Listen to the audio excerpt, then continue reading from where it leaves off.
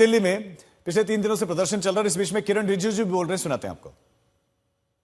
आज पार्लियामेंट सदन में कह दिया कि नीट एग्जाम का पेपर लीक का मामला और उससे जुड़े हुए जो भी संबंधित मामले हैं उस पे पूरी तरह से चर्चा करने के लिए तैयार है। हमने पहले दिन से कहा कि सरकार कोई भी मुद्दे देश हित में और युवाओं के हित में जो भी आता है चर्चा के लिए हमेशा तैयार है, लेकिन उसके लिए किस नियम के तहत चर्चा करना है वो तो तय करना पड़ेगा। पार्लियामेंट के अंदर में चर्चा करने के लिए एक सिस्टम बनाया हुआ है। अब सीधा सड़क पे उतर जाते हो और हंगामा करते हो, ये ठीक नहीं है। चर्चा सार्थक होना चाहिए, नियम के तहत पॉजिटिव डिस्कशन होना चाहिए। और सरकार चाहते हैं कि नीट एग्जाम पेपर पे पूरा चर्चा हो करके और उसमें क्या क्या कदम सरकार ने उठाया है ये भी देश के सामने में जाना चाहिए। और नीट के पेपर लीकेज के बाद जो घटनाएं हुए हैं उसका भी ब्यौरा सरकार सदन में देंगे, देश को बताएंगे और क्या क्या कार्रवाई किया है ये भी देशवासियों को जानने का पूरा अधिकार है। अगर हम चर्चा नहीं करेंगे तो देशवासियों को जानकारी कैसे मिलेगा।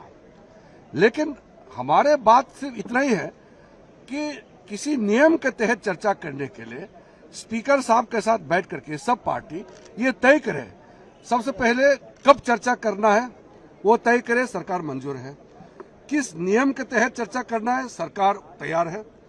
और कितने लंबे चर्चा होना चाहिए, कितने घंटे का चर्चा होना है ये भी सब पार्टी का लीडर स्पीकर के साथ बैठ करके तय करे, सरकार पूरा मंजूर है। जितना लंबा बहस होगा सरकार पूरा अपने बात देश के लोगों को बताने के लिए पहले दिन से कह रहे हैं और युवाओं का भविष्य के लिए क्या क्या कदम उठाया है और क्या कदम उठाना चाहिए इसका भी बहुत सार्थक बहस होना ही चाहिए।